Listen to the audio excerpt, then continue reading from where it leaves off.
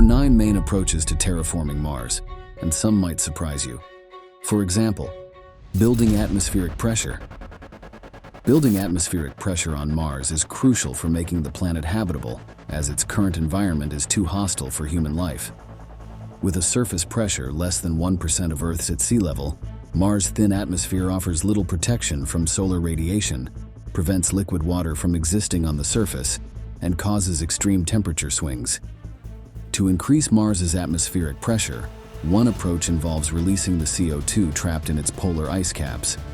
Giant orbital mirrors could reflect sunlight onto these ice caps, warming them and releasing the CO2 into the atmosphere. This would thicken the atmosphere and create a greenhouse effect, gradually warming the planet.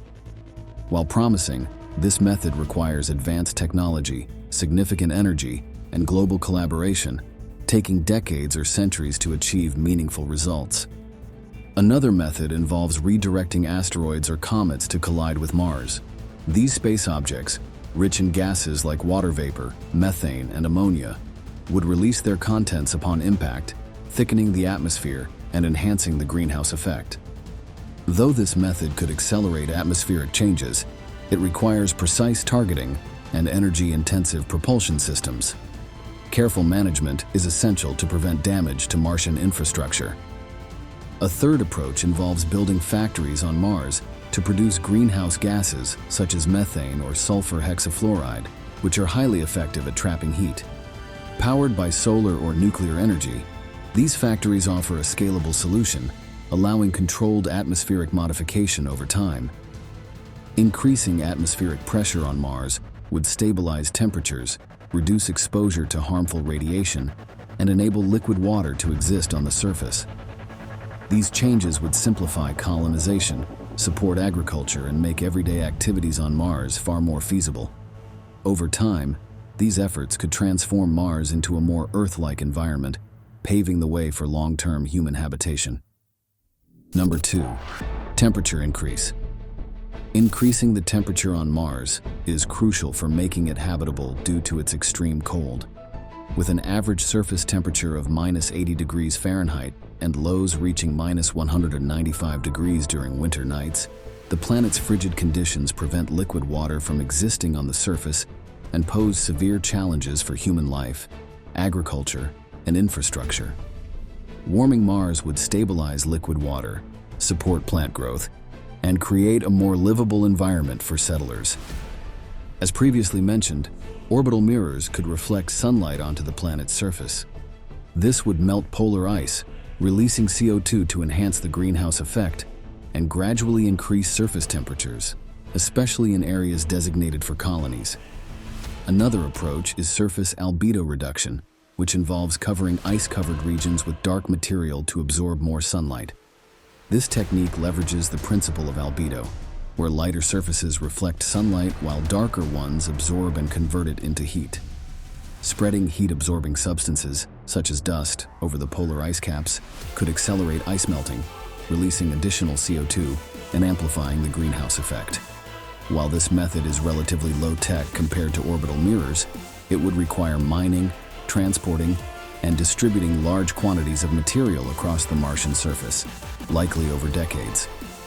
The impacts of these methods would be transformative. Warmer temperatures would stabilize liquid water, an essential resource for life and agriculture, and make it easier to grow plants in Martian greenhouses. Additionally, the energy needed to maintain human habitats would decrease as less artificial heating would be required. Together, these efforts could make Mars a far more hospitable environment for future human colonization. Number 3. Water release and management. Water release and management on Mars is essential for human colonization, as liquid water is extremely difficult to access. Most water on Mars is frozen in polar ice caps or trapped underground as ice, requiring advanced technologies to release and manage it for human life, agriculture, and other essential activities. One method involves nuclear heaters, such as radioisotope thermoelectric generators, also known as RTGs, or nuclear reactors, placed over ice deposits in regions like the poles. These devices generate consistent heat, melting the ice into liquid water that can be collected and stored for drinking, crop irrigation, and oxygen production. Although transporting RTGs or reactors from Earth would be resource-intensive, their longevity, lasting years or decades, makes them a sustainable option for long-term water management. While setup could take several years, this approach would provide a reliable solution for accessing water in Mars's harsh environment. Another technique is regolith heating, which uses microwaves to extract water vapor from Martian soil. Subsurface ice, particularly in mid-latitude regions, could be sublimated, transformed from solid to vapor by microwave emitters. The vapor would then be captured and condensed into liquid water. This method is beneficial because it enables water extraction beyond the polar regions, expanding access across more areas of Mars. Powered by solar energy or small nuclear generators, microwave heaters could be deployed by robotic systems to automate the process over large areas. While gradual, this scalable technique could meet the growing water needs of expanding human settlements. Both methods, nuclear heating and regolith extraction, are vital for supporting sustainable human colonization, ensuring access to water for drinking, agriculture, and oxygen production, while enabling long-term survival on Mars. Number 4. Establishing a magnetic field. Establishing a magnetic field on Mars is critical for making the planet more habitable by shielding it from harmful solar wind and radiation. Without a natural magnetic field like Earth's, Mars has been exposed to solar winds that stripped away much of its atmosphere over billions of years. A magnetic field would not only protect the surface, but also help retain atmospheric gases produced through terraforming, creating a denser and more stable atmosphere for human colonization. One approach involves constructing massive superconducting rings around Mars's equator. These rings, made from advanced superconducting materials, would generate an electromagnetic field to mimic Earth's magnetosphere. Advanced robots in the future could build and position these rings, which would need to be hundreds of miles long and capable of sustaining continuous currents. While the engineering challenges are immense, including sourcing materials and generating sufficient power, the rings could provide long-term protection against solar particles and radiation. Another method places a magnetic field generator at Mars' L1 Lagrange point, where gravitational forces between Mars and the Sun are balanced. This generator would deflect solar wind before it reaches the planet, creating a planet-wide shield. Powered by nuclear and solar energy, it would require advanced propulsion systems to position and stabilize. Once operational, this system could reduce atmospheric erosion, allowing gases like CO2 to accumulate and contribute to a thicker atmosphere. Both approaches demand significant resources and global collaboration.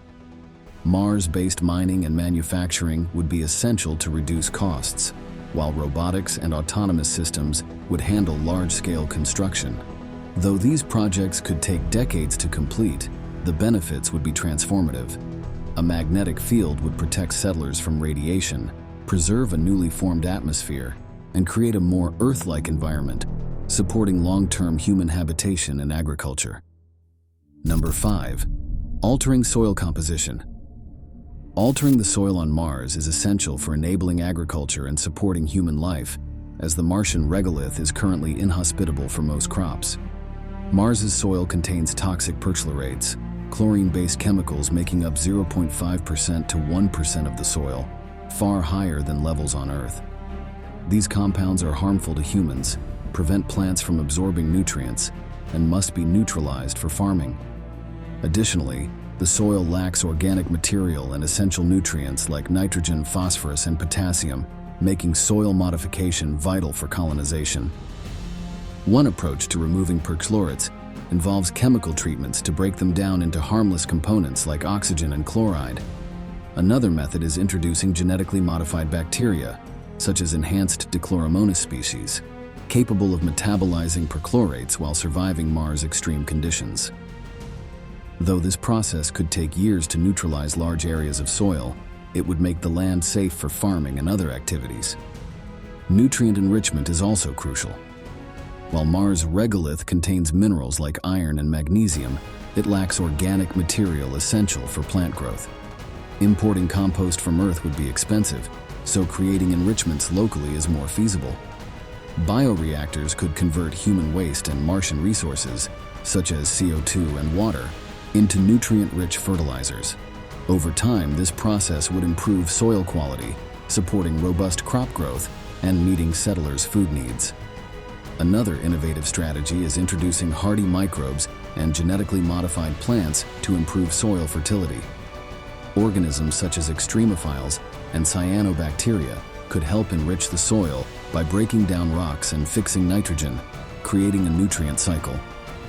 Genetically engineered pioneer plants could further enhance the soil, preparing it for future crops.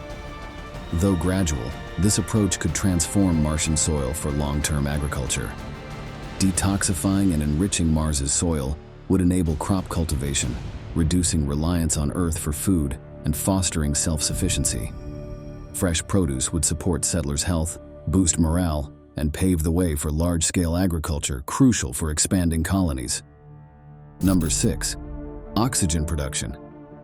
Producing oxygen on Mars is a critical challenge because the planet's atmosphere is 95% carbon dioxide, with only 0.13% oxygen compared to Earth's 21%. Without oxygen, humans cannot breathe, plants cannot grow, and sustainable habitats cannot be established. Oxygen is also essential for rocket fuel, making it vital for long-term colonization and travel. One method involves deploying nanobots to convert CO2 into oxygen. These tiny robots would work autonomously in the Martian atmosphere, powered by solar energy, breaking down carbon dioxide molecules into oxygen. Their flexibility allows them to operate continuously without large stationary facilities. However, creating and deploying millions of nanobots would require advanced nanotechnology and significant resources. The process could take years or decades to scale up, but could dramatically accelerate oxygen production. Another approach is large-scale photosynthesis using genetically engineered organisms like algae or cyanobacteria. These organisms would convert CO2 into oxygen naturally through sunlight, thriving in controlled environments such as greenhouses or open soil if adapted to Martian conditions. Algae and cyanobacteria are particularly efficient and have been used in space missions for oxygen production. This method would require water, solar power, and infrastructure for cultivating and distributing the organisms. While it may take decades to impact Mars's atmosphere significantly, it provides a self-sustaining oxygen source aligned with natural processes. A third method involves scaling up NASA's MOXIE technology, successfully tested on the Perseverance rover. MOXIE uses solid oxide electrolysis to convert CO2 into oxygen by heating it to high temperatures. While MOXIE currently operates on a small scale, larger reactors could produce oxygen continuously, powered by solar or nuclear energy. This technology could provide immediate results for habitats and fuel production, but scaling it would take years. Implementing these methods will require significant resources, including energy systems, biotechnological infrastructure, and materials transported from Earth. While setup may take years or decades, the ability to produce oxygen locally would transform Mars. It would enable self-sustaining habitats, support larger populations, and reduce reliance on Earth for essential resources. Number 7. Radiation protection. Radiation protection is essential for humans to live and work on Mars long-term. Developing techniques to reduce radiation exposure is critical for making the planet habitable. One immediate approach is localized shielding. Protective habitats or domes could use radiation-resistant materials such as water, polyethylene, or Martian soil. Water is particularly effective at absorbing radiation and could be integrated into habitat walls. Alternatively, habitats could be buried beneath several meters of Martian soil, which would act as a natural barrier. These solutions are feasible for early settlements, as they require fewer planetary-scale changes and can be implemented locally. Another method involves creating localized magnetic fields around human settlements, similar to Earth's magnetosphere, to deflect harmful solar wind and cosmic radiation. This would require advanced electromagnetic technologies capable of generating sufficient magnetic fields on Mars. While challenging, this approach offers the potential for long-term protection against high-energy particles. A more innovative solution involves using bacteria that absorb radiation. Certain Earth microbes, like Deinococcus radiodurans, can tolerate radiation levels thousands of times higher than humans can endure. By genetically engineering these bacteria, or utilizing naturally occurring radiation-absorbing organisms, they could be embedded in building materials or grown as biofilms around habitats to create living radiation shields. Additionally, these microbes could help clean up radiation exposure by breaking down harmful particles. Though still experimental, this biological approach offers a novel and sustainable method for addressing radiation on Mars. Implementing these techniques will require advances in materials science, genetic engineering, and microbiology.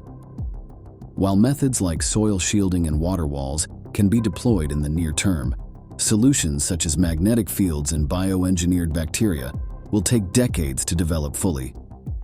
These strategies together could enable safer, long-term human habitation on Mars. Number 8. Sustaining water cycles. While Mars has water in the form of polar ice caps and subsurface ice, maintaining a full water cycle with liquid water, evaporation, and precipitation is currently impossible.